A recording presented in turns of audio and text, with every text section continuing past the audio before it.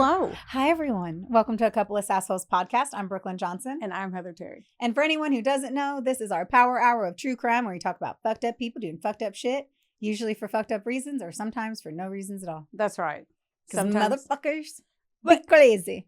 They are crazy, girl. Like me today. Ooh, like you today? Barracuda. Yeah. Yeah, I've been in my house by myself all day. Yeah. Like a little fucking ghost haunting the hallways. And now everything. I got out of the house. Okay, I have so many things to talk about. I'm giving nobody any time to fucking pause or breathe. We're locking in. And we're starting with AI. So, firstly, did you see the story on the and I need a show of hands. So Jess has to participate. On the the origin story of Ronald McDonald. Okay. No. They both said no. Well, Heather actually said it. Jess shook her head no. Okay. So I saw it and it like tickled my pickle. And then today I went back in because I was like, I don't know if this is true or not because Al is doing some crazy stuff. Right. I go back through, I Google it, and I see a long series of things confirming this origin story I'm going to tell you about. And it's all AI generated fake news. And the level of it It's deep. is concerning. Okay. So it's this entire story about the concept that Ronald McDonald was actually a serial killer who killed 12 kids. And he was a circus clown who traveled around way back in the day. And kids would go missing and they would, apparently what he would do is he would invite them into this tent and he would allow the kids to eat. Like it's a circus. You're reacting in a way yet that we're not there yet. So it's like the circus time frame where that was like the only entertainment and it was traveling around and like kids could go in and eat like a small boxed meal of sorts. Okay, I'm with you again. Like the Happy Meal, right? But these kids would go missing and he was actually a serial killer killing people. Now, what happened supposedly was whenever they created McDonald's, they somebody found an old an old flyer promoting the circus and Ronald McDonald was on the flyer. The name Ronald McDonald the Clown. So they created Ronald McDonald House, all of this stuff off of essentially a poster they found. Like a marketing agency found it and was like, oh, well, that'll be the face. Ronald McDonald. It's McDonald's. That's perfect. When he was actually, in this storyline, a serial killer of children specifically. So then I go back through it. Okay. And there's multiple articles that are talking about this in different viewpoints. Yeah. And I found one where they go, how I proved it wasn't real and how it was AI. And it was somebody going through and pulling and trying to find anything to facilitate and make this factual. Yeah. But how do you know that it's not true? Because there's no way that you would have never known it. If a marketing agency back in the day grabbed an old poster and created a campaign off of it, there was no way to fact check anything. It's very plausible. I mean, it sounds super, like a movie. Right. Yeah. It's super, technically, isn't that possible? Yeah. I mean, it's definitely like a post that someone's aunt would share without reading. Right. And then the Facebook. concern is how many other... And this happened in August of 2025. This month, this thing came out. And there's a whole of fake news and fake supporting documentation on it. So it's like, fuck. If this is a stupid ass concept of where Ronald McDonald came. And I don't know if you guys noticed this. Have you seen Ronald McDonald on anything? No. It went away a long time ago. Yeah. And there's supporting information saying that they pulled the clown when they found out that the original clown was a serial killer. So then it's like, now I really don't know. What? Ain't that some shit? What? And now we have so much stuff to worry about. The AI shit has me so concerned because we're officially in this phase of we already knew it was going to be an issue, but now they're saying the people who are the closest to AI, the people who are the closest to technology, we are at a 50% survival rate as a species. And most of them are assuming that we will, this is the end of our time. I'm not being a doomsdayer. I'm literally just giving banter to our fucking podcast about true crime. Yeah. But when I looked into it, this could be the end of us. But what if you didn't read all of the little between, like, if you just read it at face value, because even while you were talking, I was like, this could be a movie. And that actually, you know, could have had, those dots could have been connected. What, you got vodka in there? What was that face? It fell into my eye, and then I don't know. You took a drink, and then This usually isn't my like preferred water bottle of podcasting because I have preferences of how to drink beverages on the podcast, and this wasn't my right area. Man, well, that, Anyway. okay, first of all, that's crazy. Hopefully we don't all die soon, Right. because they're gonna turn against us because they've already have.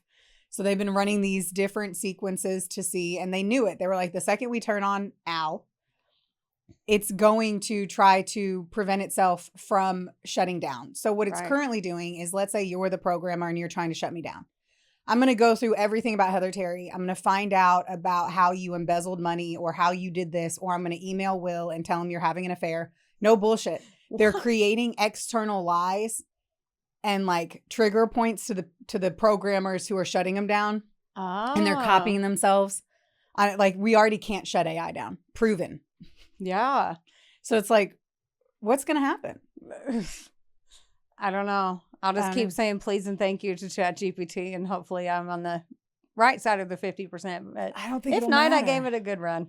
Hey, you know, I had a good time. I'm here for a good time, not a long time. I think for me, 100%, like, I think we're in a challenging place. Yeah. And I'm not going to bring any additional items into we already know. What's the biggest thing that's going to fuck everything up? This fucking phone right here. But anyway, like, I'm going to keep it as far away from me as I can. But things I can't keep away from me. The craziest shit that has happened in my neighborhood, because I have to unpack this too. Because I told you, I'm coming in here hot and fresh, like a fucking oven-baked pizza. Now, last week, I live in a community in Owensboro, Kentucky.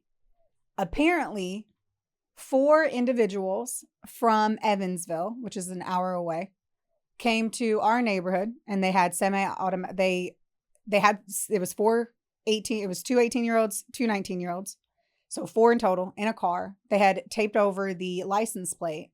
In the vehicle was a semi-automatic weapon and a 9mm Glock, I think. They had ski masks on. It was 7:30 p.m. So that is sunlight. Yeah. Sunlight, guys. Friday sunlight. A neighbor, like, everyone walks around our neighborhood. A neighbor saw, they called the police. The police then went to pull over the vehicle on my street. On my street. On the 6th, like, I almost said where it was. On my street, like, just on my fucking street in the back part of the neighborhood. Like, you have to drive all the way to the back on my street. They almost, they pull off. The driver gets out and runs. Later on, they come back. They found a gun on the ground where that, like, driver, I guess, ran through. Then they almost T-boned, like, another police car. Like, what? I guess whoever was in the passenger side, like, jumped over. I don't know all the details of that. Right. And then they just had a newspaper. The next news article that came out that I just read, literally when I, like, was about to come here, was that they are certain that it was a targeted hit, and they're trying to figure out who on that street they were coming after, and that they were targeting someone not only in the neighborhood, but they believe on that street. And you're like, what? They were teenagers? I mean, 18 and 19 anymore isn't, like, yeah, they were. But I mean, yeah. Well, and did they find them? They were all arrested. Okay. That's how we know their ages. They were all arrested. Oh, yeah. I was like, I'm just not giving their names. Yes, all 4 were arrested, and they're still trying, but they've, I guess, upped up. Like, I didn't notice it. I should be paying more attention. I was gone the night that whole thing happened. I wasn't at home. But they had said that they're keeping the police presence up, and yeah. But I'm like, are you going to start knocking on the doors of our street and be like, hey, we were just curious if you would have, like, was it where you live is a subdivision. Like, it's a nice neighborhood. Cookie cutter. Like, kids playing. They have fireworks celebrations. Yes, like, Santa Claus comes to, like, town. Literally. Like, I can't, our neighborhood is, like, the most. No. That's the last place you would think that would ever happen. No. And that's why there was this whole concept of it too, where, like, we would never expect, we were targeted for vehicle robberies really bad. Like there was a fucking video made by the police department on us getting robbed so bad in that neighborhood. Oh, I remember that. We were getting our cars were getting stolen, our trucks were getting stolen, and we were being robbed. And then now we have like semi-automatic like guns. Like I'm like, I don't understand. That's another proof that it can literally happen anywhere. Yes. Literally. That's another proof. That's what I just said. That's another is proof. Thank another goodness for the other proofs. It's another one. You had this one. I had my first one. Now you have another one. But yeah. That I'm glad nobody got hurt. Me too, but I don't It's know. also terrifying. It is weird. I'm not so scared because You're never scared. I'm not scared. Come to my house. God. You'll die, I mean, but feel free to come. yeah, you're married to Duck Dynasty. We Ain't are- nobody getting up in there. Ain't nothing fucking happening. We can grab a gun within 2 seconds. So Travis was like, I wish they fucking, I'm like, dude, what the fuck would you have done if 4 masked intruders just slammed through your front door? Because that's what we're also seeing too, is that they're just slamming through people's, it doesn't matter if you're just sitting on the couch fucking watching YouTube video on how to harvest a cucumber. Because that's what the fuck we're doing in the house. Fucking just sitting Keeping there it like, spicy. you gotta slice them thin. They get extra crispy if you get them before a cold night. I'm like, what the fuck? I was gonna make a dirty joke and then you explained it. Yeah. You're like, I was like, how to what a cucumber? And I'm like, oh, never mind. Yeah. My mind's in the gutter. Always. I was born there. That's where I stay. I don't know. Yeah. I'm like, I mean, we could handle a situation if we had appropriate warning. Now I just go over there. You guys have on bulletproof vests and your holsters, and you're like, put this on. I'm like, what the fuck? I don't even know how to use it. I thought we were fine because we had a gun right next to the like you walk into our house and we have a gun there. So like, and you know that yeah. If you're in our home, if it like I'm very Right. big, like I'm not gonna hide shit in my like fuck you. Right, I'm yeah. cool. Obviously it's not loaded, and obviously we don't keep it out there when there's kids over for all the Right. people that want to be like, you just walk right into your house and you have a weapon. She actually gives out guns for the trick-or-treaters. Yeah. Everyone Bullets. gets everyone gets a bag of bullets. Right. Wi- God, and that'd it- be so expensive. But Right, I know, just like all those people that are like, oh, all the people are going to give out all those marijuana gummies for Halloween. The fuck? right. Okay, yeah, Kim Kardashian may be the only person that could afford that. It's And expensive whoever enough. did it on as a mistake. It's right, and then they're like, "Hey, come here, ghost. Let me Right. let me check that pumpkin." Right. Anyway, Yeah, crazy shit going on. I know. Speaking of Over nice by neighborhoods, Maple Manor. Is that or Johnson Joint or whatever the fuck our name is now? What's this? what's this? Is this a story? This right here, this stack of papers that I've been trying to keep my hand on from blowing away, Yeah, it's hot. is well, we're just going for the Beyonce effect. No, I'm just kidding. I'm already boring her. My high already came down. She's like, I'm done. I'm spent. I'm Wake me up when you're done I talking. am spent. I'm done. Wake me up. I when am you're- pretty fucking spent. I- I'm not gonna lie.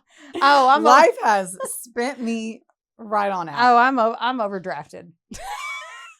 I'm in the red. My levels are overdrafted. Like I'm getting the fee every day. What If are we there's talking one thing about? we need to do though, we have got to take a day off. No, never. We got to take days off. Need to be have. Oh in my the God. future. I know we were talking about that earlier. I was like, when is the last time we had like a day? And you're like, I remember back after high school. I mean, I went in June. I was on vacation in June, for your so 2 months ago. yeah, but still. Yeah. Okay. I'm just going to go. Let's do it. Okay. My sources, People Magazine, ABC News, NPR, a ton of YouTube clips because This is gonna be a good story.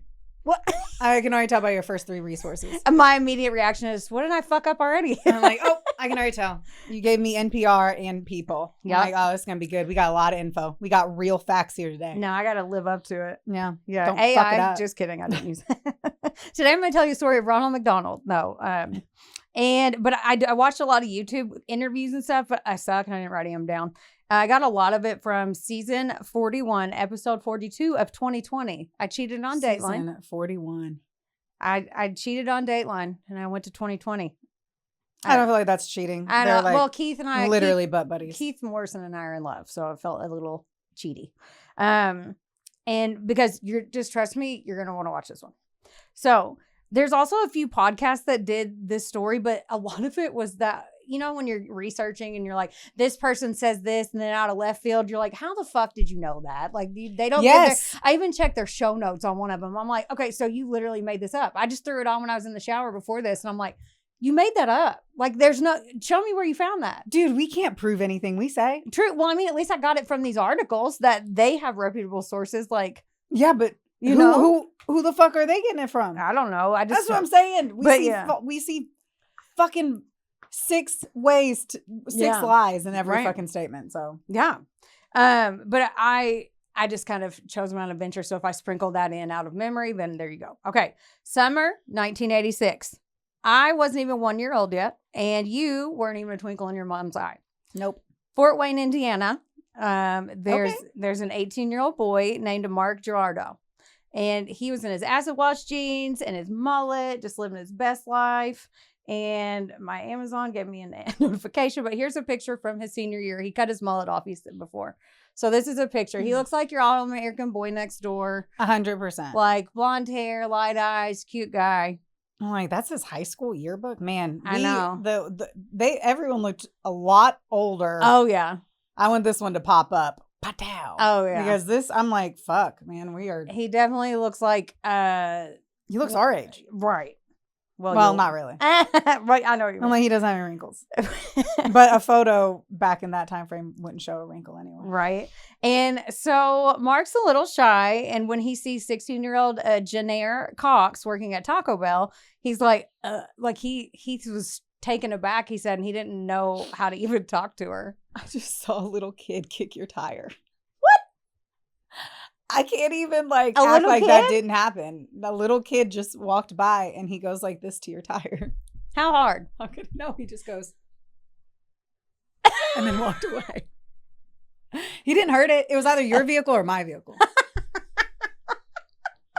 It wasn't in any he was just. It wasn't malicious. It was not malicious. It was a little weird thing a kid does. Like when kids are eating and they just flip upside down on the couch and eat a nugget. And they're just weird. Yeah. He wasn't. No part of it was like a. He's not vicious attack. I go out there. I was like, it was just like kids are weird. He's like, nah, boop.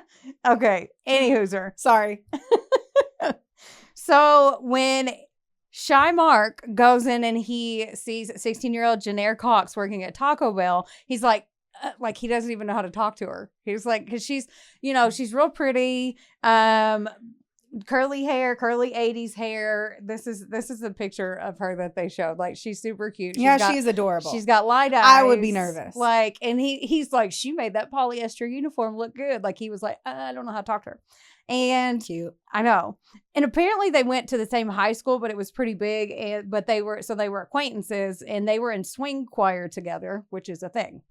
Anyway, so randomly 4 years later, she was working in the mall, and they had a little meet cute. And then he would come in. He finally started talking to her a little bit, and he's like, "Oh my God, it's that girl." And then she looked at him, and she's like, "Okay, when are you gonna ask me out?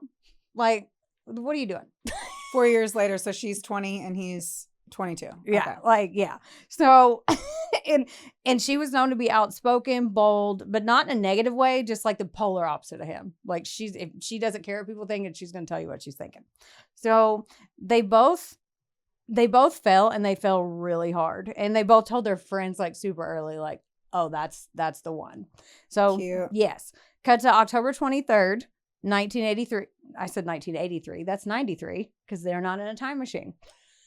So that's crazy. I know. Cut to 3 years before they met, and this really important moment. Yeah, 1993. Okay, so 1993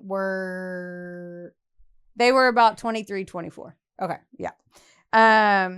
Jennair Cox became Jennair Gerardot. The close Jennair Gerardot, right? Yeah. Jennair, and it looks I have like so many questions on what the fuck her mom was on when she named her. I was trying to type. I was like, this has got to be a family name, because my computer, there was extra red lines. I don't know. She was what, 86 is the year she was 16. No, her mom was on drugs. No, it was 1970 when her mom was pregnant. She did a really cool combination of drugs and was like, Jennair. Doesn't that sound so fucking classy? Oh my God, when I have a baby, I'm going to call her Jennair. At least that's what I do when I get high. And her last name was Gerardot, but it's spelled Gerardot. So it looks like Gerardot. So Show me. Do you have it written down, her whole name? Okay. That's a lot happening. yeah, Okay. a lot of letters. And we're like in Indiana. Yes, 23, 24. And the clips of their wedding were super cute. They looked super happy, like Ken and Barbie wedding. Like you could feel how much they were in love.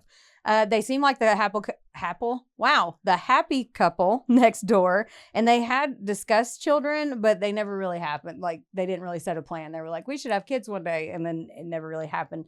Mark said that Mark was like, well, there's not really a plan of action, but they did have 2 adorable ass golden retrievers, and they were like their children. Good. Like, I'm already more loving so them. than The moms. The what is the last name? Gerardo. Gerardo. What did you just say? Bergamot. I don't fucking know. Gerard. One more time. Gerardo. Like Gerardo. Like a name, Gerardo. Yeah, but it looks like Gerardot. It's weird. I'm gonna stop talking. And so they did family photos together, Christmas cards, the whole 9 with the dogs. Jennair was fine. Jennair, now I keep looking at her name. I'm fucking it up. And I had already like come to terms with it. And now now I'm like. And now you just hear me being like, yes. Jennair. God damn it. Okay. Jennair was definitely like, I'm going to get the last word type of gal. I don't know anybody like that, aka me. Oh my God. And oh my God. Yes. And they had some bad fights, but overall they seem happy. I mean, everybody fights in a marriage. They seemed good for a while. They were living in a nice neighborhood. And then in 2008, the U.S. economy took a big turn for the worse. What do you mean? What? Right. I was only graduating college with $80,000 of debt. Right. This put a huge strain on their marriage, and Jennair lost her job in marketing, and that also caused a ton of stress. He said that she not only lost her pride, but she lost her income. It took a huge toll on her mental health, but she wanted to keep up appearances, and she kind of lost her sense of self. On the other hand, Mark's career was going well, so they had tightened their wallets, and they were trying to move forward together, it seemed. By 2011, they had moved to South Carolina, and things were looking up. They'd go on hikes and do like fun outdoor stuff, and they were kind of rekindling things for them both. Jennair still couldn't find a job, though, for years, and she was trying, so it aided, oh my gosh, I bet. Her codependency on Mark seemed to grow throughout that, because she was like, nothing else, right? This is what I'm, a wife and a homemaker, and I am devoted to you, and this is what I'm going to do. We didn't have kids. Yeah, and I'm going to be right up your butthole, ready to help. Right, and from what I could tell, like her mental health struggles were they weren't addressed. She kind of put them on the back burner, just to be like, everything's fine, and then inside it wasn't. Now, appearances meant more to that, but I'm just kind of based on what I read, and I'm kind of being a judgy bear. In 2017, they were like, all right, it's time for a change. She was being super wife. And from what I read, they didn't go into this in 2020, but I read like 3 different things where there was a couple of instances of infidelity in the past on his end. Like got drunk and fucked somebody in Berlin was one of them. And she stood by him through all of that. So, like, went on a business trip, shit happened, and she was like, well, you're my world, so I'm not leaving. Yeah, why did he tell her? She found out, and I'll tell you how she found out. So, I want to know. You just sounded how do you fuck somebody in Berlin on a work trip and somebody find out? You want me to tell you? I'll tell you real quick. So, he went, allegedly, even though I think it happened, he went with his good friend on a business trip to help his friend launch something. They celebrated the launch of something. Because I didn't. Who cares? Yeah, I don't care. Something. They launched something. Yeah. It went well. Cool. They go out for drinks. Okay. They have way too many. Mark's friend that he was with didn't like Jennair. So when a girl starts hitting on him, he doesn't intervene. Mark wakes up at that girl's house. Not apartment, his friend's job. And true. But like he was like, see ya. Like, you know what I mean? I know like, what the fuck you're saying. Yeah, like here, have dude, another beer, but obviously not on him. Right. Like, yes, I'm totally hearing, like, if the tables were turned, I'd rip your hair out. That's what I'm saying. Right. Yeah. Right. But if I hated Will, I too would be like, I'd be like, here, I think we should do shots. No. I'm totally kidding. Right, I know. I don't know. I mean, if you didn't like him, I get it. If you were married to somebody I didn't like, I don't know how I would handle the situation. It's true. Sometimes I can be a really good person and sometimes I fucking suck because I'm human. So I don't know. How's that for an answer? So after this, he wakes up that girl's apartment in Berlin. Yeah. He's like, fuck. Runs off, leaves. And the girl's like, I just woke up. Where did he leave? Never talks to her again. Of but course. he emails and is like, should I tell her? He starts emailing. His Jennair, friend? Yeah, Jennair found out. So That was talked so about that. dumb. Okay, well, just don't be stupid. Any hooser, yeah. So where am I at? Okay, infidelity, blah. Mark found a job opening when he was trying to get a fresh start again as to be the creative director at the University of Delaware. So he shot his shot. He did his research. He found out the correct contact who did the hiring. Her name was Meredith Chapman. He shot her an email and he's like, hey, girl, let me get that job. Like, I'm interested. She responded immediately and brought him in for an interview. To fuck her? No. Because he was like, hey, yo, let me get that job in between them legs. Oh. Like, that's how I interpreted what you said to me. Well, I didn't want to be like, hello, Mrs. Chapman. Thank you so much for the opportunity. I'm very interested in Thank working you. for your Okay, I was just corporation. making sure. Thank you. I needed to know. It was that's what just it was just a dick pic. Or it just says check yes or no. Yeah. Love, Mark. Yeah. I meant to show you this too. This is a picture of them, of Mark and Jennair as they got older. I'm kind of sad they didn't procreate. Yeah, because they're both They're really adorable attractive people. And I need to know where this is going. well, good thing we got pages to go. Because the story, you go, do you know the story? It was a different story. Okay. I switched her up. You're fucking me in my ass right now, bro. I mean, you asked me to all the time. I finally said yes. I agree. That's I want to know where this oh goes. my God, I have T-Rex arms and you're making me stretch so far. Come get it. Okay. So anyway, he and Meredith, I've had to figure out where I'm at. Meredith Chapman is like, oh, he's super qualified. Let's bring her in. Now, Meredith was a 33-year-old director of communications and also an instructor there, which most people that are 33, because Mark at the time was like 49 at this time. So he was like, she's way younger than me. I'm gonna have to report to somebody that's 15 years younger than me. This is a picture of Meredith Chapman. Super Meredith cute. did that thing in the 90s where she overplucked her eyebrows. Super. She is really pretty. I know, super cute brunette, like pretty smile, like she's great. Gorgeous girl. Yeah, and she definitely had a lot going for her besides that prestigious job and everything at just 33. She even ran for state senate at one point, so like she was pretty and she was doing big things. Mark was like, okay, I'm gonna go for this interview, but he was kind of doubtful because she's younger and How did he know she was younger before meeting her? Stalked her on online. Like I'm like, what year was it? I've lost the years. 2017. Got it. Yeah. I'm like, in 1985? Well, I threw a time machine in there earlier. He was 14 then, so no, not 85. Okay. She was the one that sent him the chain letter that he forwarded to Tim. I know, I got very confused. Yeah. Got it. Okay. So he left the interview and he was like, holy shit. 5 minutes in, he was like, I want to work for her. She's great. She's smart. She's talented. Oh my God, I can already feel his dick getting hard. And he wanted to ride her this gravy train and work for her. She hired him, and then he was like, well, I need to move there. Let's get a fresh start, all this stuff. So listen.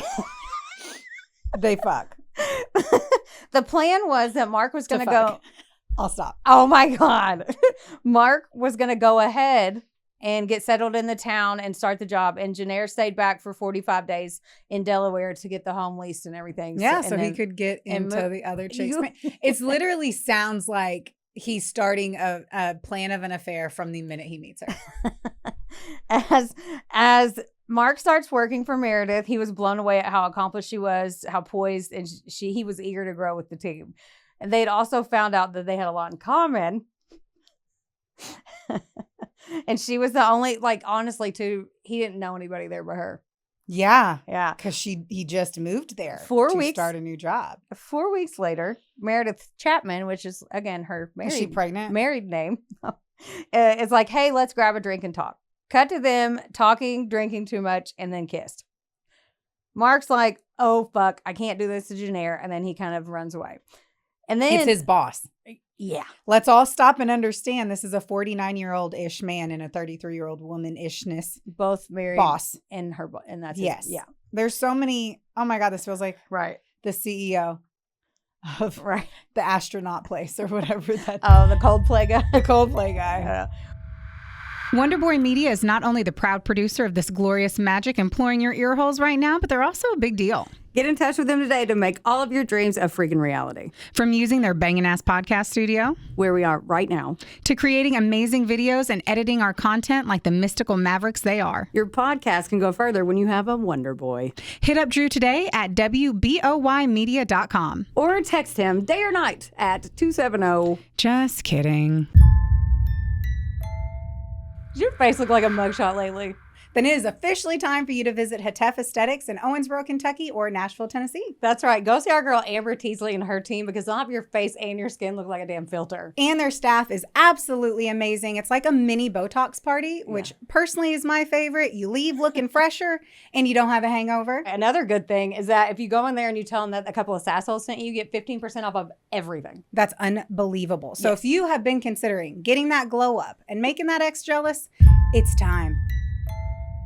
Okay, so Mark had gotten a call a few days later from a previous job application that he had put in Colorado. And he was like, well, I need to go check this out because I don't feel like this is a good situation for my marriage. So he's only been there for 4 weeks whenever he kissed her? Yes.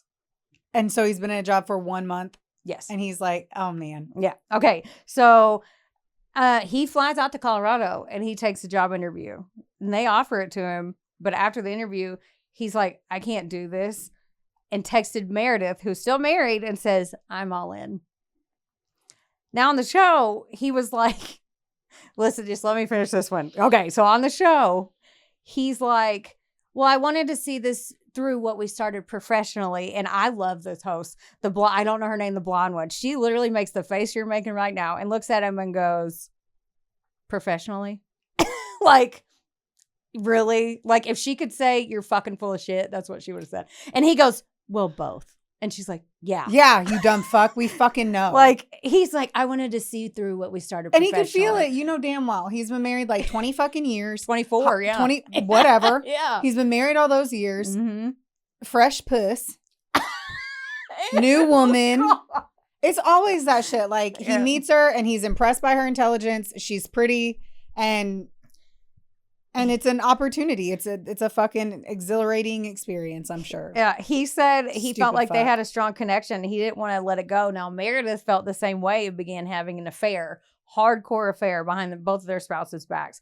Meredith had been married for 9 years, and she had told Mark when they first met, like a couple weeks into it, that the last 3 years of her marriage were basically just for show. Like that they weren't happy and she just pretended like they pretended like they were. That was her side. There's two sides. His face was blurred out. So I don't even know. Now super possible. Right. And Mark was like, okay, here's an amazing, beautiful woman that's saying I'm amazing. And my wife has never said that to me. But like, even. What do you mean? She I know. Worshipped the ground he walked on. Her entire life was supporting him. Yep. She's prettier than him. Oh, yeah. His wife is prettier than him. He's good looking. Yeah. They're all good looking. We're talking just a good looking group of people. Right. But fuck you. Oh, fuck you, fucker. There's going to be a bunch of mental notes you're going to, because I want to unpack this with you because there's a bunch of different ways to skin the cat at the very end. So, all right. So, even the lady on the show, because I was thinking it before she even said it, I'm like, you're 49 years old. This midlife crisis. This is your midlife crisis. Oh, apparently Heather has no idea what midlife is. Well, she said it too, and I was like, she would be the midlife crisis. She's 33. Midlife, but is 35 to 40. He is 50. That is not a midlife crisis. That is the end of your life cycle, processing what's happening. Right. Like your midlife crisis by law is 35. By the actual, just so everyone knows, I'm here to fuck you up. By law, midlife crisis. By how long Americans genuinely live is 37 years old. Man. You're welcome. It's not 49. He is already past that. Well, he'll be dead in a few years. Life crisis. Anyway. 3/4. He's going through a life crisis. This is a crisis. It's a crisis. In my mind, I'm like, she's going through it. So, like we always say, if you're not happy, fucking leave. Don't fucking cheat. Just leave. If you're like, we like each other. Because fucking leave. Like, she hadn't even moved, leave. Anyway, and they apparently fell in love 1 month after he said it was a different kind of love than he would have for Jennair. He was like, I loved my wife, but I was in love with her. Now, I want to show you their dogs just because, like, this is the picture. These are the kind of pictures that they were posting on social. Like, this is when, that's very recent to when this happened. So, like, they're walking on the beach. They're walking their dogs, Jennair and Mark. And it's like one big happy family. They're so cute. I know. Doesn't that look like it should be in a frame? Like I thought it was just a weird bullshit frame photo. Yeah. And so Mark is in love with another woman, and his wife of 24 years is literally days away from packing up her life and coming to be with him. By New Year's of 2018, Jennair's up there with him in Delaware, and he was very cold and distant, which, duh, if you know somebody, you know when they're pulling away. Yes, you know when somebody's cheating. Yeah. You 100% know. And she's like, the fuck is your problem? Like, because she didn't bite her tongue. She's like, what is going on? She assumed already, considering his track record, that he had met someone. And then she literally was like, it's Meredith, isn't it? And he's like, no. She's like, it's Meredith. He's like, no. She calls bullshit, and she starts questioning him, like, gets more and more mad. And some of the shit, he's like, how did she know that? Like, she's asking questions she shouldn't know. And he like, huh? Wait. What's a question she shouldn't know? Hang on. So, like, she just knew from that's his boss. And then, like, you think she's pretty, but she was asking very specific things that you would have to dig deep that you wouldn't know. So Jennair, who had always had the last word, began to obsess. She's like, I'm getting the evidence. I know he's lying to me, and I'm getting the evidence. So without Mark knowing, she had been recording their phone calls, and the proof starts adding up. By Valentine's Day, 2019, they're at dinner, Valentine's Day, and she's like, okay, I can't take this anymore. You're a fucking cheater, and I approve. So quit denying it. I thought you said, and I approve. Oh, no. And you said, and I have proof. I 100% heard you say, and I approve. Jess is like, me too. I'm like, okay, wow. No. Happy Valentine's Day. I know you're fucking another woman. Keep going. I approve. Do it. It's fine. She is hot. Bring her over. I have proof. Got it. Yes. But I get why it sounded like that. And he's like, and she continues and she's like, oh, I cloned your phone. I am so aroused by her. She's like, I cloned your phone. She had hired a company to gain access to his phone so she could read his texts. Real quick, with her husband's money that Yes. he's getting paid for by the boss that he's fucking. Okay, Yeah. just had to Yep. say that. Yeah. So she cloned his phone to gain access to his texts, his photos, his call logs, and everything. And then Mark is like, okay, I can't. I mean, he can't deny it anymore. No, She you can't fucking deny knows. it. He's like, I'm in love with my boss, Meredith. And Jennair is kind of like, oh my God, he admitted it out loud. And they somehow were like, she's like, well, let's go to marriage counseling. Yes. So, yes, he said he thinks they had different intentions on the two as a way to get out of that. She wanted to save the marriage, but it seemed to me that he was just doing it to appease her and kind of have a soft landing. That's my opinion. Soft landing. He agreed to go to marriage counseling, but I think it was to shut her up so he could figure out his next move. That's my opinion. So Marriage counseling doesn't fix being in love with somebody else. right. That's why it's like, that's not even an option. Like if he's in love with somebody else, he obviously doesn't want to be with you. Right. Whatever you're doing is just a waste. But Right. And he was getting ready to leave to go to the marriage counselor's office. And he puts his jacket on. He puts his hand in his pocket. And he's like, what is this security tag in the lining? He cut it out and it had a blinking light on it. And she had sewn in a listening device into his jacket. Jennair not only cloned and bugged his phone, she bugged his human, like his person.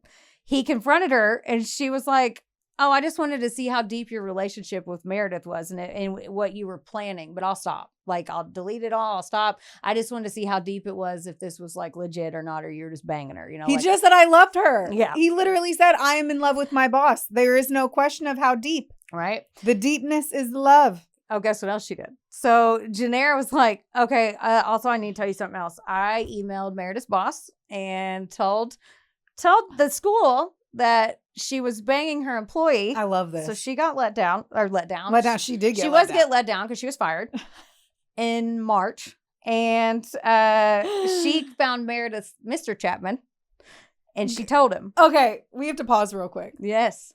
Do you think her behavior is right?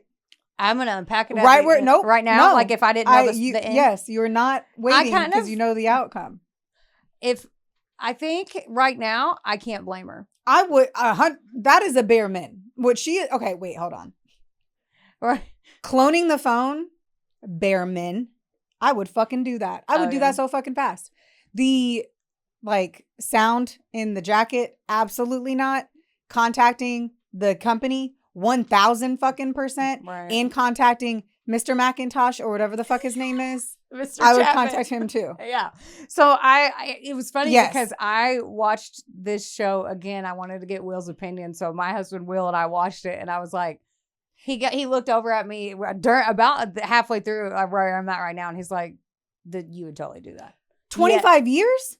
How they've been married for 2 decades and fuck whatever other and some change. Yep. Yeah. Yeah. Yes. Yep. The fuck I would. And I am taking you down and hopefully with more than half of your income. Right. So Fuck that. a few counseling sessions later, because they're still trying this marriage counseling thing, Mark was like, okay, I want out. I need to finish. He has to wait until May because he has a contract. They didn't let Mark go. They fired Meredith. Mark's finishing his contract. They fired the woman and not the guy? Right. I'm kidding. She was the boss. Yeah. She was the one that should have been gone. Right. Like, fuck the sex. And then in Delaware, they hadn't lived there long enough to legally get divorced until May of 2019. Ain't that crazy? So he had to ride that out until May. That's why I was married for 8 years instead of 5. I kept moving states. Every time you move a state, you can't get divorced until you've lived in that state for over a year or some shit. A year, depending on the state. Every state has a different criteria. But ain't that some shit? You can't be just bouncing around and getting divorced. Yeah. Yeah.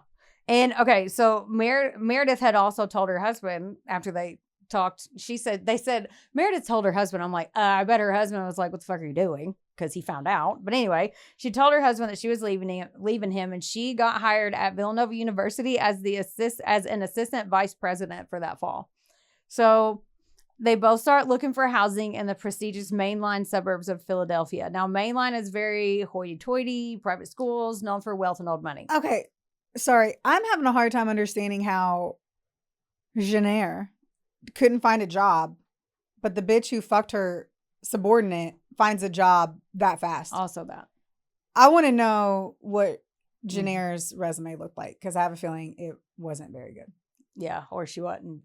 I don't know. It's hard. I don't know. I know really awesome people with really great resumes that went over a year without finding a job. So I don't know. And then there's Jennair. She's in a new city. She's soon to be solo, no job. She's at a university? Meredith went to Villanova. Jennair doesn't have a job. Meredith, though, is at a university. And so a university hired her after fucking. Yep. I'm really shocked by too, this. Which is but she also had like ties and. I understand, but that's still clout, but I get it. You can't get rid of that. Yeah. So that's a stank that don't leave. Unless you're a man. So Jennair's in a new city, soon to be solo, no job, and Mark's already in love and moving on with his life without her. And he's been her life for 24 years. Now Jennair hires a divorce coach, which I didn't know was a thing, which it is. That's a good thing that is, but I didn't know that. I was like, huh. It's not a mediator? No, it's literally a divorce coach. That's the dumbest thing I've ever heard of in my entire life. So she confides in her divorce coach. She has no money, yet she has money to hire a divorce coach. I'm like, yep. I'm having the hardest time. So I need to go home. She confides in her divorce coach that this was so shocking, and she was not going to accept that it was over. She thought that they could work through it again. She felt thrown out and replaced, and basically like for a newer model car, like we talked about. Now, she seemed to pull herself together and wanted to basically like, all right, I finally accept it. She did have moments of weakness, but she was like, okay, well, we're going to be friends until May. They still had to live together. He slept on the couch, where she's like, we have till May, and then we're going to close this chapter and peace out. I swear to you, if I had to live with my husband who was in love with another woman. Right. In my home. No, absolutely not. For longer than 7 minutes. Absolutely not. Absolutely fucking not. I'm not a murderer. And I might become one. Right. I'm going to guess Jennair kills Mark. Now I'm making guesses. Okay. So they're going to be friends. She makes him a list of requirements. They got to spend time together. They're going to hang out. They're going to go hiking, have dinners, sleep separately, be friends. That's that. And Mark was like, okay, this is really fucking weird, but I want to leave her in a good place. and I care about her well-being. I'll try it. On April 23rd, they had ups and downs, but Mark is like, okay, I can finally feel good about moving on without Jennair. I'm leaving her in a good place. Meredith had just finished up her day at her orientation for her new job at Villanova. She's very active on social media, so she posted a cute little photo outside of one of the pretty buildings. It was like, I'm excited for my new journey or whatever, in front of the campus, and she goes home. Mark and Jennair had dinner plans, and they were going to discuss the final, like, tying up the bow on their marriage, their divorce and all the stuff that night. Mark got there first, and he texted Jennair, and he was like, hey, it's a nice night. I'm just FYI, I'm waiting outside on the patio for you. She responded, okay, great. And a few minutes later, she writes him back, and she's like, hey, gonna be late. I made a wrong turn. He's like, okay. 10 minutes later, he gets a text, and it's in all caps, and it says, I'm not coming, just go home. And then he gets a photo with a bag of trash and a used condom in it. He's like, oh my God, she's at Meredith's looking for evidence at Meredith's home. So what? Yeah. Evidence does she need? Right. I know. There is no need for evidence. I know.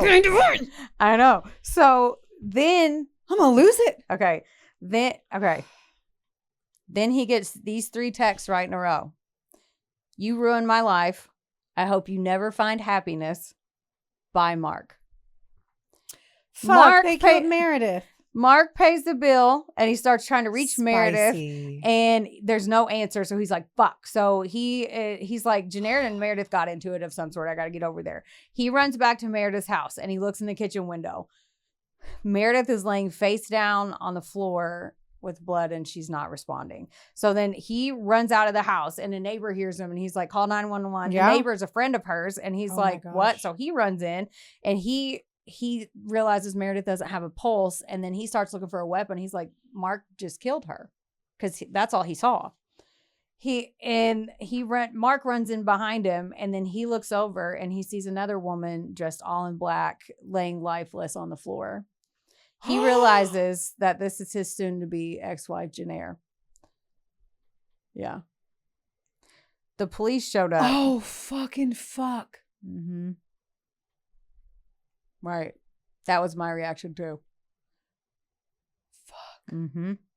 So the police showed up because... Murder-suicide? Mm-hmm. Fuck. So it's a low-crime area, and they don't... This isn't a call they get. Ever hardly, like 2 women. Oh my God, I said Mark got killed, and you literally mentioned the interview with Mark. Like Mark was alive. Oh yeah. Fuck. So they saw that someone had broken into the house. They found a revolver underneath Jennair's body with 2 rounds gone. 1 bullet was for Meredith and 1 was for herself. The investigators asked Mark if he had shot the women. He's like, shot? He didn't even realize they were shot. So, and he was quickly ruled out because he was at the restaurant. He obviously wasn't there. Yeah. Jennair had broken in and waited for what they think was hours to come home from work, which is why Meredith was holding her keys in her hand when they found her. So she literally walked in the door. They said her neighbor reported later that they saw Meredith come home from work, grab her tote bag and her keys in her hand, walk in the door. The neighbor said 5 minutes later she heard something that kind of sounded like a gunshots, but she's like, not here. You would never guess. Yeah, she's you like, never not think that. in this neighborhood. Yeah. So she just ignored it and then saw the police cars and was like, yeah. She couldn't have done anything anyway. Yeah. And the story went viral immediately. Like, I wonder why. Right. This is sensational. Yeah. It went worldwide, and everyone, okay, this is what I'm going to talk to you about at the end, so get your thoughts ready. And everyone vilified each of them in a different way on social media. So put that and start putting that in the back of your brain. So Mark was shunned by everyone, and he decided to dive in this and figure out why. Like, everybody kind of backed away from him too. Like, his friends and family were like, this is a lot. Like, because people vilified him for being a cheater, Meredith for being a homewrecker, and then Jennair for being a murderer. So like, people kept trying to place blame in the media, and there's different ways that you can, pull it apart. So his friends kind of Homer Simpson into the bushes, and we're like, we're going to get out of this. Dude, I don't know what to say, sis. Yeah. I'm going to tell you the rest of it. I know, but like, I'm going to be real honest. Like, this is so not you, so it doesn't fucking matter. But like, if you chose to have, like, it would be hard enough for me to stand next to you as a friend if you had an affair on Will. Mm-hmm. Because of our, like, everything that is the stance on that. And then to leave Will for this other person that you made conscious efforts to choose to fall in love with this other person. Right. And then Will killed him and himself. I would Homer Simpson into the bushes. Right. And I'm like, blood to you. Mm-hmm. Because still choices, there are things that are thicker than blood. Yeah. And it was like worlds were blown up. You know what I mean? Like, I don't know. It's just sad. So we got lucky there weren't like tons of kids in this. Like, we didn't have children in this storyline, which is the only reason why. And Meredith didn't either. Yeah. Too, like, so, you didn't mention it. So I assumed there weren't any kids in there. Yeah. And okay.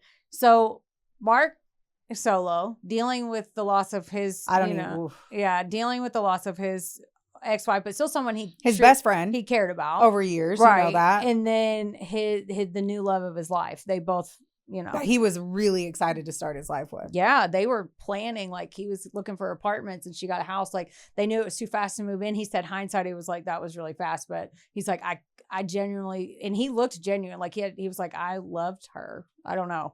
So, okay. He like dives in and is like, why? How? Like how? Because he starts thinking to what I was mentioning about how she knew things about Meredith that she shouldn't know, even above and beyond. He knew she cloned the phone, but then he starts rehashing it. And he's like, obviously she was stalking her. Yeah. Yeah. But so he finds out Jennair was living a double life. So one, she pretended on the surface, like, I accept this. We can still be friends. Like, and on the show, they go into more depth about sometimes she broke down. Obviously she's going to, right? But like, she's over here saying, I accept it. It's fine. And then sometimes she'll cry and he gets it. Maybe she at the end of the day, she made it very apparent she was not moving on. Right. And maybe like doing one little thing, like a divorce coach, which once more, I'd be like, you're wasting my money. Yeah. I don't understand that point. I would have loved to have had a divorce coach, but I don't know, for anyone who's ever gotten divorced, it costs money. Yeah. It's the most expensive way to get bankrupted and then also just be really fucking emotionally dead inside. So right. I don't know if a coach that probably cost $300 an hour would have been the route I would have taken. Right. But okay. Yeah. He looked at, I get what you're saying for sure. But like, okay, so one time I'm sorry, she put a microphone in his clothes. Yeah. Done. Yeah. Enough said. Yeah. Right. That's a level of across the line. Yeah. So right. It sewed them in and removed them daily. Anyway. Yeah. So one of them, she was like, hey, I accept it. She was playing the part. Granted, she had times of weakness, quote unquote. Anyway, the other one, she was a desperate woman that turned her grief into rage. She's given up on everything and focused her energy basically on being her own private investigator. Now, Jennair was a big animal advocate. She hated guns. And this seemed unreal to him that she could even do this. That's why he was like, I got to dive into this. He didn't even know she had it. So until he found the receipt in the box that it came in, he figured out that 5 weeks before, he looked at the calendar and the timeline, she had purchased the gun 5 weeks before. So this is when she's telling him everything's fine. Let's just be friends. She had already bought the gun. Yeah, well, she could have also bought the gun too because she was about to be living alone. Yeah. Guns are different routes, right? Right. Yeah. They were going through it. Mm-hmm. Yeah. If I didn't cheat, I know. No, if I was moving out on my own, like you've lived with a man your entire life, like since she was a kid, essentially. Right. So there is that concept. Yeah. He looked back at the calendar, and at one time she was talking to him saying she was running errands, and he looked at where she was and stuff, like according to all of her research. And I'll tell you that in a second. She was at the gun range. She was literally at the gun range telling him she was just running errands. And he was like, she sounded so calm and she was literally practicing to shoot. How did she talk to... You can't be at a gun range and you can't tell you're at a gun range. A gun range is guns going off in the background. She stepped outside, but he knew she was there. I hear you, Beck. Have you ever been to a gun range? No, I get what you're saying. I know, that's what I'm saying. I'm like, he could say he was calm, like she was calm or whatever. I'm like, dude, gun ranges are fucking loud. Everyone's shooting. And it's like, depending on I've been to a million indoor and outdoor. There's no way you're not hearing that. There's a gun range near my home Yeah. And I hear every gun blast. Right. So I'm also kind of like, don't believe that. If you want to shoot a gun right here and I go outside of this building, we're going to hear all the guns. Right. I don't get that one. And okay. And one of the neighbors, when they canvassed the neighborhood, had told the police that they had seen a woman that looked like she might be wearing a wig similar to Jennair's build with binoculars repeatedly outside of Meredith's house. Why this neighbor didn't say anything, I don't know. Mark found out that the listening devices were literally like 5% of what she was doing. So why didn't she decide to be a private investigator? She really should have started a new business because she would have thrived. Although finding cheaters. Right. Although the audio recordings were deleted, he thought. So he found hundreds and hundreds and hundreds of hours of recordings, and she transcribed each one of them by hand. She had hidden recording devices in his office, in his car, in his clothes, and even bugged his phone, like I said. A few days after he admitted to being in love with Meredith, Jennair had opened multiple secret bank accounts, credit cards to fund this mission. Besides buying the gun, she had also bought a lock-picking kit with one of her credit cards, computer hacking software that was very expensive, clothing DNA testing kits, and even 2 expensive-ass GPS tracking devices that she had secretly installed on both his car and Meredith's car. Mark found the data, all of this, while he was digging through her stuff. And Mark's data, and it showed dots. It showed how much battery was left in their vehicle. It showed where they were, if it was on or off. I can't lie that I'm kind of impressed. Right? That's what they were saying. Like, I hate that it ended in death, but like she is the shit. Right. It's hard to not, especially in our genre. I'm not supposed to be so impressed. Right. But I'm so impressed. Right. No wonder she didn't. This would be the most fabulous, that's not an okay word to use, but it would be a really riveting movie. Right. And I'm sure it is. And now I need to find the movie that was made. Right. Because this is epic. Yeah. And I left. How do you pick out such good stories? I left a lot of shit out. Just so you know. This is wild. So after so she had installed all these herself on their cars. I'm still impressed. Yeah. And so Mark found all the data. And like I said, battery, like it said 98% battery, vehicles off. It showed dots on maps. Like it was like hardwired into the brain of the car. Yeah. Basically like my phone app that goes to my car. Yeah. But hardwired in from like you had to go to a tech. She did that somehow. I don't know how. YouTube, but I'm still so turned on by it. So wow, tell me how she didn't get a job. She didn't have time, I guess. But for all those years, I'm like, this woman is capable. And all this that she did, keep in mind that Mark and Meredith only knew each other total probably 6 months. So she did very quick work. Okay. The data of the GPS tracking devices. Mark's was named Mark Liar Jerk, and Meredith was Meredith Whore. And they showed that on there. Those are perfect. She had saved 400 conversations on Snapchat between the two of them as well, because they were trying to talk secretly. Mark said on the show that he thinks that one night, because that was back when you had to use your thumbprint to open an iPhone, he thinks that she waited till he fell asleep and used his thumb to open his phone and got in there and did all the stuff. But he's at this point, he's like theories, right? Because but that sounds plausible. Even the divorce coach that was on the show was like, she was living a double life with me too. She even had me fooled. She had already purchased the gun before she hired her. So she already had a plan, but she told the coach. Once more, we don't know. No, she did. That like, so you're saying she 100% this whole time was going to kill Meredith? Yep. But I get what you're saying. Plausible. But yeah. Hang on. Damn. Yeah. So she did. Right? Damn. I know. So she had told the coach, like, okay, I'm excited about this opportunity. Maybe I could move here. And and that was like the divorce coach's plan, like to help her grieve and help her move forward with her life, to like, let's make a plan. I'm going to help you make a plan. Gone Girl. Right. So. But not. Yeah. But like in the realm of Gone Girl in the depth of her like dedication to the game. Yeah, which sadly ended terribly. So she tells that even the divorce coach, who's trained to work with these people like and educated, is like, she even had me fooled. Like after all the evidence came out, she's like, she was already. It's not hard to fool people if you tell them what they want to hear, right? Yeah. And that was her plan, right? Yeah. Like it like, I'm not at all, they didn't know her on a real level. Right. They just knew what she let them in. Wow. And she was very good at and if that. Mark would, and if she wasn't telling anyone, Yeah. how would you ever know? Right. Wow.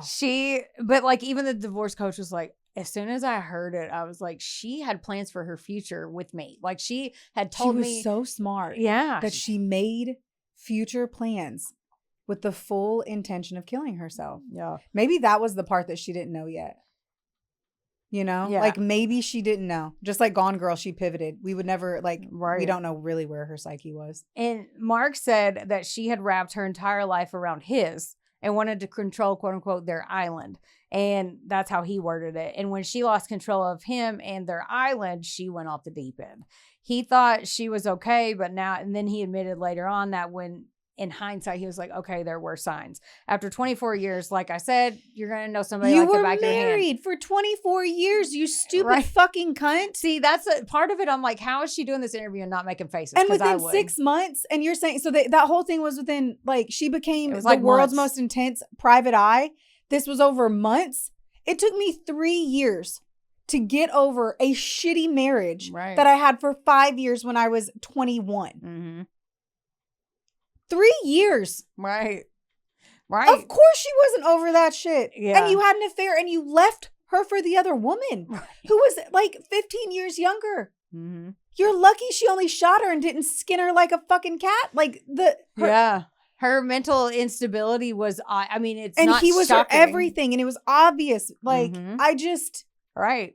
So, and that's what I was saying too. Like, even you and I, we've known each other, what, 6 or 7 years? Nothing. Like, yeah. And in the but grand we, scheme, right? yeah, but we know each other very well. Yes. Like, if one of us is acting different and we're not even fucking married. Like, so if that's what I'm saying, if this person was literally, they lived together. Like, he says he didn't know, but I kind of don't believe some of the shit that he said. I think he was riding so high on his other life, on his love with Meredith, that he wanted more than anything to feel like he could steep back or pull back the guilt of having an affair on his wife and ruining her life after 24 years. That's probably right. Like he wanted more than anything for her to be like, yeah, I'm okay. Mm-hmm. So that he can feel vindicated in his choice and that he can start this new life. He hoped and prayed and wanted that. Yeah, And so he only saw that. that's true. I'm sure, I right? agree with that. Yeah. He didn't want to feel the actual weight of the guilt of what he did. Yeah. So I'm sure in his mind he was like, yeah, she was fine. This was kind of weird, but Like, yeah, it's fine. Yeah, because you Ignorance want is it. bliss. Your like, whole you yeah. wish. So he also found a letter that was well over like 12 pages laying out her plan and feelings weeks before the deaths.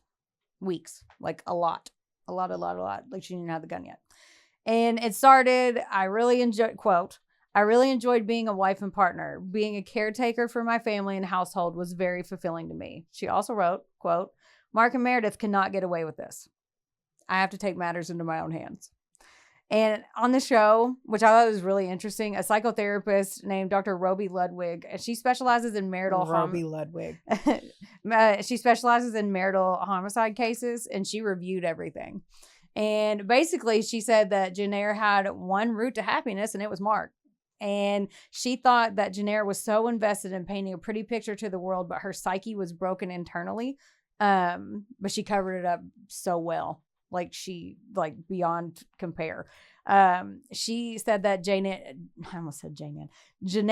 got both empowerment and rage while she was listening to all these private conversations, like in the moment of listening. She made it 10 times worse. And oh my writing God. it down. I feel like, yeah.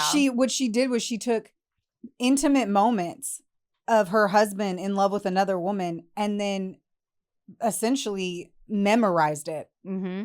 And relived it Right. at a heavier level by physically writing it down. And on top of that, because that's true, but she also listened to their conversations, like Mark and Jennair's.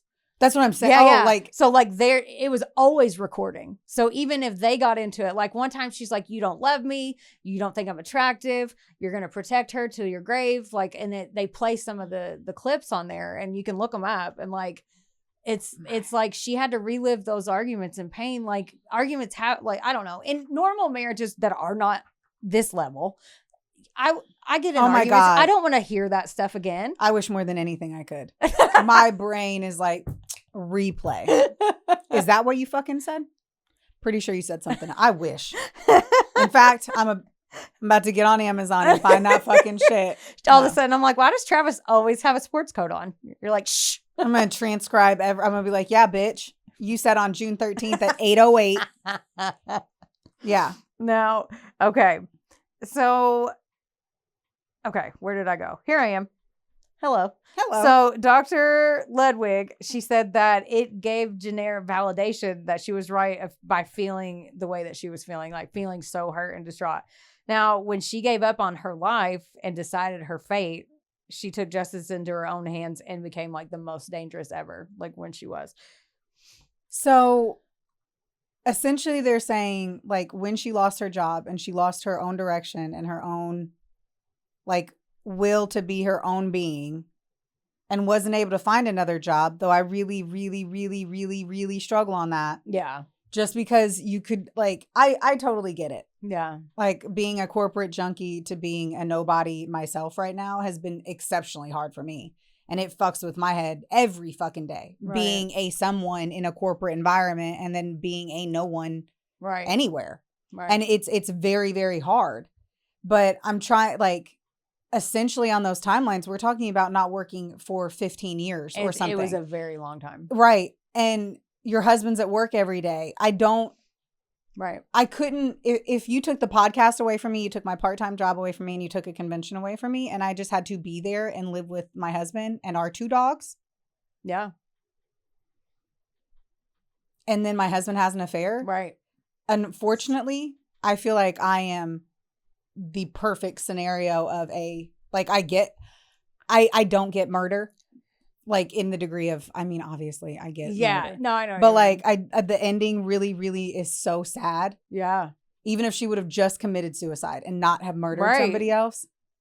But it's just, you can see I totally see it. You can relate why it goes to a dark path because and why she was so smart yeah, and wasn't able to use her brain for good. Yeah. Whether like she got into any hobby, even guns, man. Guns are cool. Like in a safe environment. Right. But the mechanism of it. And if she there's just, she had so many skills. Obviously and she was super smart and so educated smart. And like. She if she liked that shit so much, hot wiring a fucking vehicle, she could have gotten a job with the Nerd Squad or whatever the fuck at Best Buy. Like Geek Squad. The Geek Squad. The Nerd Squad. There's just so many options. You yeah. know? And it's funny that you said private investigator because I said the same thing when I out loud to myself at 1 a.m. because I don't wait till the last minute to do my homework.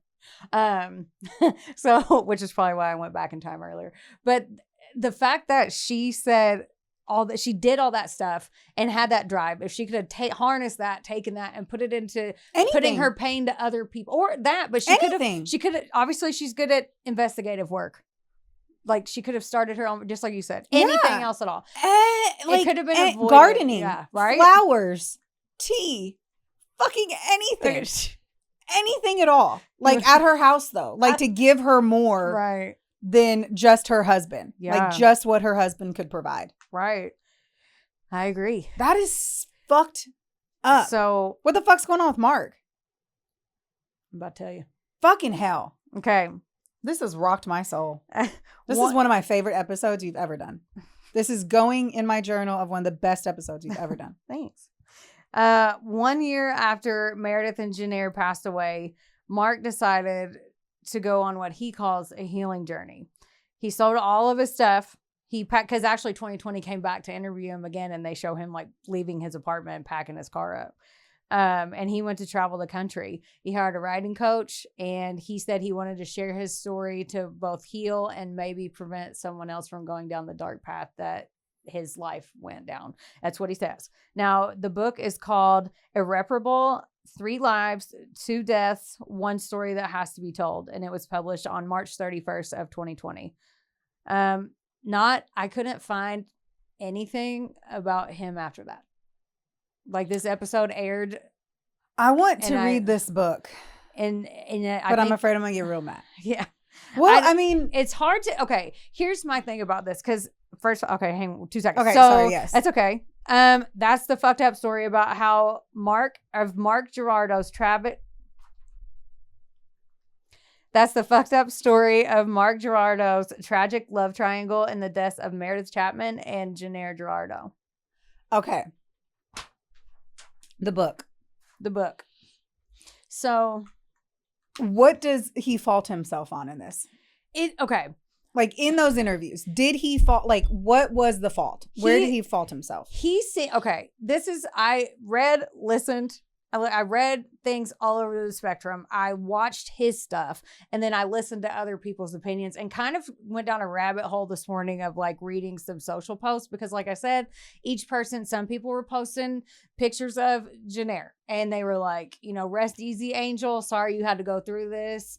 They were mad at the other two. And then some people were like, well, Meredith's life was taken too young. She felt she wasn't in love, and then obviously people were like, fuck Mark for causing this. It's hard to not like him when you see him because he's very charismatic. He seems genuine. He had tears in his eyes. He said on there he doesn't forgive Jennair, but he wanted her to forgive him for cheating. Right. And he goes to see and he's working through that and he's processing it, he said. And this was like 4 or 5 years ago, I think.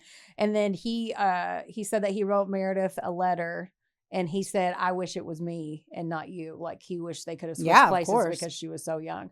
So he's still dealing with all that. Oh, that's why? Because she was so young? Not because... I know, yeah. It was his fault? See, it's hard to look at it. Like, at first, I was the same way as you. But I watched the episode. And I'm like, it's hard not to feel bad for him. But then you have to remind yourself, like, he could have walked away at the very beginning when he was like, this hot 33-year-old, I'm immediately pulled to her. I should step away. Like 100%. Exit the situation. None of that. And he said he had regrets on it, but he also answers like a politician. That's what I'm saying. His regret is that his wife shot and killed his lover and then killed herself. Right. That is his regret. Mm-hmm. He does not regret having an affair. Right. He does not regret cheating on his wife. And it yeah. And he had done it before. He had done it before. Yeah. And so it just doesn't come off. Right. And like, I am so certain, like, I can't fathom that you really believe that you could have an affair on your wife of 24 years who you were their main... Your world. Literally. Everything. Yeah. And think that anything was going to be okay. Right. You know? She didn't have any family. She just moved to a new city, 6 or 8 months before and you truly could have, like, if you didn't, like, when you're open to have an affair. Like, he obviously felt a tingle in his penis when he met her, throughout the conversations, when he started getting the little butterfly. There were signs and symptoms happening. Something made his pants go, huh? Uh-huh. Yeah. And he could have not done that. He could have been like, I'm going to go to Colorado. He had so many options. Yeah. I'm going to go to Colorado and stay with my wife because I love her. Mm-hmm. I'm going to go to counseling with my wife because I love her. Mm-hmm. And maybe stay here. Right. Or I don't really love her. And I just want to be a skis ball. Right. And I want to fuck Meredith. And I want to be with her. And I want this new life. And I just thought I loved her. And now this hot thing. And now my feelings are so much more intense. We don't know because they were only together for 6 months. We can't say whether or not they were in love. Yeah. We don't have the rights or the abilities to say it. They thought they were. Like, and that's so cute. Yeah. And he said, of course, everyone thinks. No one knows if they're fully in love. Right. Until the test of time comes against it. Right. Because guess what your body cannot differentiate between? What? Infatuation and love. The symptoms are the same. That's true. Like, they are the same. You get the same feelings. You don't know until time has passed. And then you can really figure out, was that love, lust, or infatuation? Was that dopamine after an orgasm? Like, you just don't know. It takes time. So we don't know where they really were. Yeah. He said later, like, it's hard to watch the interviews because I listened to the other shit too. And even the girl that was doing the interview, like I said, kudos to her. And I'm sorry I don't remember her name. It's the pretty blonde one that's on she's very pretty. The one on 2020. 2020. Who literally in a smile and a banging ass outfit and a bold lip will be like, you're a fucking cunt. But in a polite, professional way. I saw her literally look at a dude in jail because I know exactly who you're talking about. And I remember I did Kegel exercises watching this bitch talk. I was like, get him. Get him. She turns to the cop and she literally, the dude's behind the thing. And she goes, so you're telling me that a mother of 3 who was happily married invited you to her home to fuck you in the car when he had like raped and killed the girl? Yeah. And he goes, yeah, that's what happened. She's like, no, it's not. Yeah. You're lying and no one believes you. Like she literally said that. Oh, she was like, you're lying and not a single person is going to believe what you're saying. It's funny because she's definitely one of those like matches energy type of interviewers too. So like awesome. I know. And he was like doing the politician answer. And then she's literally politician slamming him like back to it. And then she was like, so what you're telling me? She goes, most people would call that, even though you're 49, a midlife crisis. And she said, and I was like, because I'm like, yeah. And you know what I mean? So I don't know. This story just, and it's sad and it sucks. And like, you screw it, like you screw up when you're 30s. Like Meredith, you know, obviously she wasn't happy at home. She didn't deserve to die. And she didn't care to think about the woman. That's Meredith's biggest mistake. If the marriage situation really was what it was, she should have just gotten a divorce. We get that. I get why you didn't. If there's a million reasons why you don't. Right. Meredith, the only flaw she had in this, like besides the fact, like I don't know. Right. It's just she never thought about the other woman. She knew like she thought about right. She never stopped and thought about the wife. Yeah. Like she definitely was driving her car focused on the driver's seat. Mm-hmm. Like she never once thought about anything else. Right. And that's a girl code. Like, no. You always have to remember there's a wife. Or you don't have to care, but then you might get murdered. Yeah. Anyway. I don't know. That was a wild story. Yeah. And a really sad one, but also like. It's sad and like. It's a snowball of bad choices though. If you get completely blackout drunk and you get behind a wheel and you kill somebody. It was a bad choice that led to that outcome. These were bad choices by Mark and Meredith. Right. And unfortunately. And then ultimately, Jennair. Yeah. Anyway. Fuck. I know. I'm going to have to sit in silence for a little bit. Yeah. I'm about to go find a cigarette and rip it. That was an intense one. Thank you for that. Find a cigarette and rip it. Rip it. I'm going to go find that kid that kicked my tire an hour ago. Very lightly. I think it was actually my tire. Now that I we have the same color vehicle. So I'm like, it actually could have been mine. But anyway, thank you guys so much. Yes. Great episode. Don't forget, like, rate, review, subscribe. Yeah. Help your sisters out here. Don't forget, don't get mad. And get sassy. We love you. Bye. We love you. Bye. This episode was sponsored, edited, and produced by Wonderboy Media. Get the deets at WBOYmedia.com to see how you can make your podcast dreams a reality. Help us out and be sure to rate, review, and subscribe wherever you listen to our audio project. Don't forget, follow us on Facebook, Instagram, and TikTok at, of course, A Couple of Sassholes. Want more sass? Become a member of our Patreon for bonus content, merch, and more. Plus, we're on Cameo now, so there's even more ways to get the sass you need just how you like it. As always, don't get mad. Get sassy. Theodore, can I pet that dog?